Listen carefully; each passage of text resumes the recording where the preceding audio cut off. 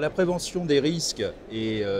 la santé et la sécurité au travail constituent une préoccupation des collectivités locales et des établissements publics et par ricochet, par voie de conséquence, une préoccupation également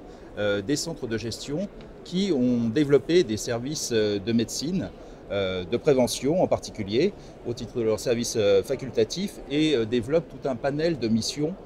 au service des collectivités pour les aider à remplir leurs obligations concernant ce volet santé, sécurité au travail qui est de plus en plus important, de plus en plus prégnant, dont les enjeux sont forts, y compris en termes économiques, dans la fonction publique territoriale, puisque cette fonction publique territoriale est composée à 76% d'agents de catégorie C, avec une majorité d'entre eux qui exercent dans la filière technique,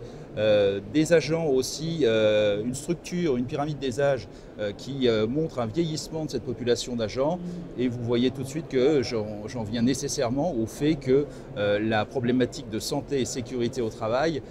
constitue un enjeu véritablement important pour les collectivités locales, de façon à préserver l'exercice de ces emplois par ces personnes qui parfois sont même assez souvent dans des situations où le métier, la fonction qu'elles exercent se révèle assez pénible. Les centres de gestion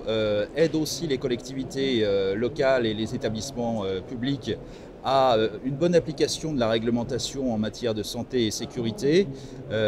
Ils développent aussi le conseil et l'inspection en matière de risques professionnels, et donc propose des services de médecine professionnelle. D'ailleurs, les centres de gestion ont la possibilité, et ils le font, de mettre à la disposition des agents de prévention auprès des collectivités locales pour les aider justement à accomplir cette mission, et notamment des agents chargés de la fonction d'inspection, puisque toute l'autorité territoriale est dans l'obligation, dans le domaine de la santé et sécurité, de désigner un agent chargé de la fonction d'inspection. Les centres de gestion eux-mêmes, pour répondre aux demandes de plus en plus croissantes des collectivités, ont développé leurs services de médecine et de prévention en leur sein. Quasiment tous les centres de gestion exercent ces missions, et la plupart du temps, ils cherchent à s'organiser en équipes pluridisciplinaires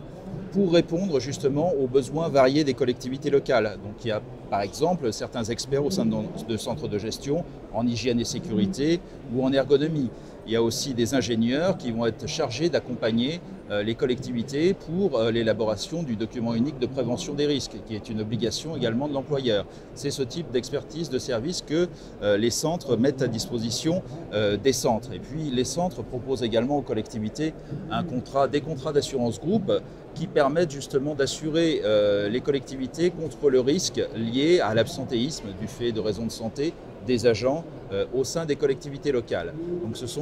un panel de missions qui est proposé par les centres de gestion. Je voudrais simplement insister sur un point, puisqu'on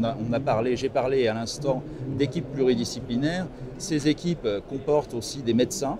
de prévention. Et les centres de gestion sont confrontés au problème de la pénurie de médecins. C'est un problème général qui touche l'ensemble du territoire. Et cette pénurie de médecins ne cesse de provoquer des effets négatifs, puisque d'un côté,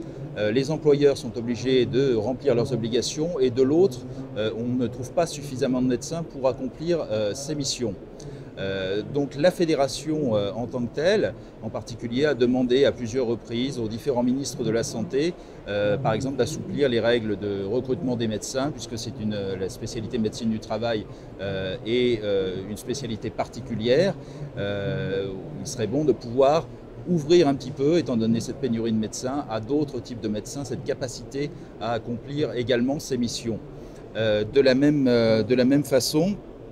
le recrutement de médecins provoque aussi des hausses de tarifs, en tout cas pour ce qui concerne les centres de gestion, puisque les médecins étant moins nombreux,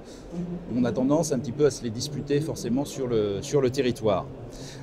Et ce problème de pénurie de médecins, on n'est pas très confiant dans ce sens, en tout cas tant qu'une mesure forte ne sera pas prise, même plusieurs mesures fortes, puisque structurellement le nombre de médecins ne cesse de diminuer. Par exemple en 2010, un rapport indiquait déjà que 55% des médecins du travail avaient plus de 55 ans. Et ce sont plus de 4000 médecins qui ont atteint ou dépassé l'âge de départ à la retraite en 2015 déjà. Donc ce problème est très inquiétant et ce problème de recrutement de médecins doit appeler des mesures fortes de la part des pouvoirs publics pour par exemple proposer à certains des secondes carrières dans la médecine de prévention et au sein des centres de gestion en particulier.